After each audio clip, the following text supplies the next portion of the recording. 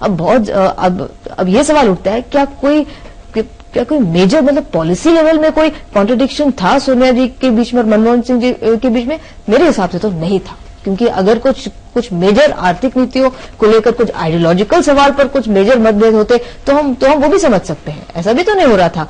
जो हो रहा था वो एक तरफ से गुड कॉप और बैड कॉप की जो बात है वो हम करते हैं, एक तरफ से वो हो रहा था जो आपको करना था, जो आपने किया और उसका भुगतान सहमति से किया, आम सहमति। ये भी देखिए इस किताब में इन किताबों के पन्नों से कही हुई अहम बातें क्या हैं जिनकी तरफ लोगों का ध्यान जाएगा, वो हम आपको दिखाते हैं। और जब आप वो देख रहे होंगे उसी दौरान हम संजीव से इस चर्चा को आगे भी बढ़ाएंगे। पहले आपको बता दें, जैसे कहा यह गया इस किताब में कि पीएम दूसरे देशों के नेताओं से मुलाकात के दौरान रटी रटाई बातें करते थे, लेकिन सरकार और कैबिनेट की मीटिंग्स में जब वो पहुंचते थे तो उनकी अजीब चुप्पी रहती थी और इसके लिए वो बदनाम भी हुए। इस तरह की तमाम दूसरी बातें भी जो आपके सामने स्क्रीन पे अभी अपीयर होंगी। ये संजय बारू कहते हैं कि मैं ये जानता हूं कि विभागों के बंटवारे में केवल मनमोहन सिंह की ही चले, ये व्यावहारिक नहीं होगा कहना, लेकिन उन्हें कम से कम नियुक्तियों को लेकर अपने पक्ष को मजबूती से रखना तो चाहिए था। क्या संजीव ये बात है कि उन्होंने इस तरह के किसी अंतर विरोध को जो लगातार चलता रहता सोनिया जी और उनके बीच में, इसको टालने के लिए बेशक उन पर यह स्टैंप लग गई जिसकी आज चर्चा हो रही है, लेकिन उन्होंने यही ठीक समझा कि सरकार चले और उसमें इस तरह की परेशानियां ना आए, उसके लिए कम से कम मुझे अब वो करना चाहिए जो कहा जा रहा है।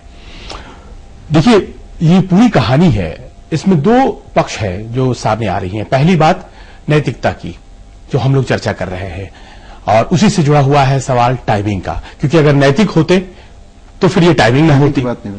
लेकिन अब सवाल यहां ये उठता है कि जो कही गई हैं बातें, जो बातें सामने आई हैं, क्या हम लोग यहां जो बैठे हैं या फिर देश जानता नहीं था क्या? जो बड़ी तस्वीर है, जो बड़ा पिक्चर है, उसमें बारू साहब इस तरह की बातों को लगातार बोल रहे थे, बस उसे कलमबद्ध कर दिया गया है। पिछले अक्टूबर में जब कुछ एडिटर्स गए थे उनके पास और उन्होंने कहा था कि बारू साहब इस तरह की बातें कहते हैं, तो प्रधानमंत्री ने खुद कहा था कि उनकी बातों पर आप ध्यान मत दीजिए। लेकिन ये सच है कि जितनी भी बातें उसमें कही गई हैं, उन्होंने खुद कहा इट्स ए पॉलिटिकल गॉसिप। लेकिन गॉसिप में सच्चाई किस तरह से लिपटकर सामने आई है, देखिए पूरा स्क्रूटनी बढ़ गया है पिछले 5-6 साल और खासतौर पर यूपीए 2 की सरकार में, और इसको उसी स्क्रूटनी का पार्ट मानिए आप। जितना स्क्रूटनी बढ़ा है इस सरकार पे और गलतियां जिस तरह से उजागर हुई हैं, आप मानिए इस बात को कि अगर परग साहब ये बात कह रहे हैं कि वो चाहते थे ये ऑक्शन हो कोल ब्लॉक्स का, तो वो ऑक्शन प्रधानमंत्री भी चाहते थे। और ऑक्शन हुआ क्यों नहीं? क्योंकि दासरी नारायण राव और दूसरे कोल मिनिस्टर संतोष बागरोडिया, ये दोनों मनमानी कर रहे थे। First come first serve basis से क्या आप जो नेचुरल रिसोर्सेज है उसका एलोकेशन किस देश में करते हैं? ऑक्शन 6 साल बाद क्यों लागू होता है? अब ऐसे सवाल है जो पहले विनोद राय साहब ने उठा दिए हैं, तो ऐसे भी लगता नहीं है कि बहुत असामान्य बात दोनों ने की है, और टाइमिंग जो है वो सही है, कोई दिक्कत नहीं है। इन बातों पर भी अगर जनता फैसला ले तो गलत क्या है? जी चलिए, यहाँ पे बद्दी आपके पास आना चाहेंगे कि दोनों किताबें इस वक्त रिलीज हुई हैं। सवाल ये है कि जो चीजें पब्लिक डोमेन में ऑलरेडी ये बात कही जाती हैं कि प्रधानमंत्री लाचार हैं, कमजोर हैं, विपक्ष भी कहता है और तमाम तरह के इससे मजाक भी बनते हैं, लेकिन टाइमिंग को लेकर बात हो रही है। क्या उन किताबों में जो भी लिखा है उसकी ऑथेंटिसिटी अलग होती अगर ये चुनाव के बाद आती? जैसा कि विनोद राय कह रहे हैं कि मैं तो अपनी किताब बाद में लाऊंगा। सब जानते हैं यूपीए और विनोद राय के बीच में जो सीएजीएम के बीच में किस तरह के टर्म्स रहे हैं, बाद में लाएंगे, लेकिन ये इस वक्त आती हैं एंड चुनाव के बीच में। प्रधानमंत्री की बेटी ने भी इस पर सवाल उठाए हैं, आपका क्या कहना है?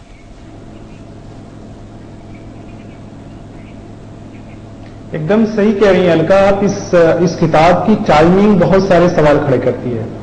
वो एक सवाल तो ये खड़े करती है, और ये हम लोग देख चुके हैं कि जो जर्नलिस्ट लिखते हैं उनका कोई रिसर्च बेस तो होता नहीं है, कोई ऑथेंटिसिटी का कोई डेटा नहीं होता, वो मेमोरी का सहारा लेते हैं, और मेमोरी में सिलेक्टिविटी होती है, तो उसमें सिलेक्टिविटी की अपनी पॉलिटिक्स होती है, उस पॉलिटिक्स का अपना यूज होता है। तो ऐसी स्थिति में जो लिख करके आया है उसका मोटिव क्या है?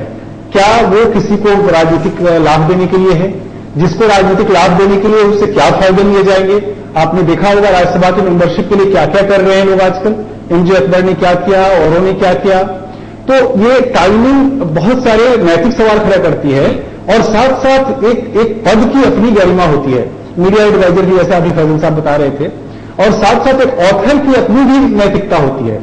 उसकी वो कितना उसमें कितना अपनी राइटिंग को पॉलिटिकल यूज करे, कितना नहीं करे, तो मुझे लगता है कि इसमें ऑथर की भी अपनी नैतिकता है और टाइमिंग इसके बहुत सारे सवाल। अभी तक की चर्चा में ये 3-4 बातें सामने आ रही है। करेंगे, बहुत क्लासिकल डेफिनेशन है ये। हाँ। ये बहुत ही क्लासिकल डेफिनेशन है, बहुत ही ज्यादा इनसेंस दिया जा रहा है। क्या गलती है जो बातें वो कही गई हैं, और क्या गलती है, टाइमिंग क्या होता है? टाइमिंग देखिए, किताब की दुनिया में टाइमिंग पब्लिशर तय करता है। नहीं, ऐसा नहीं होता कि सिर्फ पब्लिशर तय करता है। आप भी तय करते हैं, जो लेखक है वो भी तय करते हैं, लेकिन किताब कमर्शियल मोटिव से लिखा गया है। पॉलिटिकल लाभ की बात नहीं है, यहाँ पे मटेरियल लाभ की बात है। पब्लिशर में टाइमिंग अभी हम करेंगे तो फायदा होगा। एक चीज में मैं डिसएग्री करती हूँ, जो हमारे दोस्त हैं, हम सिर्फ ये कह रहे हैं कि अगर एकेडमिक्स लिखे तो वो इथिकल होता है, वो रिसर्च बेस्ड होता है। जर्नलिस्ट लिखे तो वो रिसर्च बेस्ड नहीं होता है। ये शायद गलत नहीं है, क्योंकि कई एकेडमिक्स के बुक हम आपको अभी एग्जाम्पल दे सकते हैं जिसमें रिसर्च बहुत गलत है, और कई जर्नलिस्ट हैं जो बहुत अच्छा लिखते हैं। तो ये जर्नलिस्ट वर्सेस एकेडमिक्स ये डिबेट नहीं है इस समय है। लेकिन अरविंद साहब, इसको आप किस तरीके से लेते हैं? कई बातें यहां सामने आई, क्या इससे ओवरऑल सिनेरियो पर कोई फर्क पड़ता है? क्या इस आधार पर, जैसा संजीव कह रहे हैं कि अगर इस पर भी फैसला होता है तो उसमें बुरा क्या है? जिस टारगेट ऑडियंस के लिए किताब है, क्या वो पहले ही अपना फैसला मन में बना नहीं चुकी होगी? और क्या इसके आने से इलेक्शन ओवरऑल सिनेरियो पर कोई फर्क पड़ता है? कुछ नहीं पड़ेगा। देखिए, दो बड़े इश्यूज दिख रहे हैं यहां पर। पहला ही आरटीआई का युग है, ट्रांसपेरेंसी का युग है, तमाम इंफॉर्मेशन आज शेयर होती है, और अगर उस बात पर अहमियत दें तो लगता है कि सब चीजें सामने आ जाए। लेकिन ये प्राइम मिनिस्टर का ऑफिस है, और यहां पर हमें ध्यान रखना होगा कि अगर इस तरीके की बयानबाजी का अगर आप दूसरे देशों में देखें तो फाइल तक रिलीज की जाती है, लेकिन उसकी एक मियाद है, कहीं 10 साल की मियाद है, कहीं 25 साल की मियाद है। तो मेरा मानना है कि ये कहीं समय तय होना चाहिए कि प्राइम मिनिस्टर के ऑफिस के अगर डिटेल्स पब्लिक होने चाहिए, लेकिन कितने पीरियड में होने चाहिए। क्योंकि अगर इस तरीके से हर आदमी बोलने लगेगा, बहुत सी चीजों को आप कह रहे हैं गॉसिप है, पॉलिटिकल गॉसिप है, तो इसकी ऑथेंटिकेट ही नहीं कर सकते आप। तो मुझे लगता है खास तौर पे वो लोग जो प्राइम मिनिस्टर ऑफिस से जुड़े हुए हैं, एक समय सीमा होनी चाहिए, उसके बाद रिलीज जरूर किया जाना चाहिए, लेकिन एक समय सीमा के बाद, क्योंकि प्राइम मिनिस्टर का ऑफिस देश के लिए बहुत महत्वपूर्ण है। उसकी इंटीग्रिटी। अगर एक सवाल और मैं आपसे जानना यहाँ चाहती हूँ। देखिए, दिल्ली की तो स्थिति ये है कि जो मेजर जो बुक शॉप है, वहां से संजय बारू की किताब जो है वो अब मिल नहीं रही है, आउट ऑफ स्टॉक है, मंगाई जा रही है, और ये स्थिति हो गई है। एक आरोप ये भी लग रहा है कि चुनाव के बाद मनमोहन सिंह के बारे में कौन कितना पढ़ना चाहेगा, तो ये जो समय निकाला है वो इसलिए क्योंकि इससे आर्थिक लाभ होगा, इसके पीछे एक व्यवसायिक दृष्टिकोण था। आपको लगता है क्या?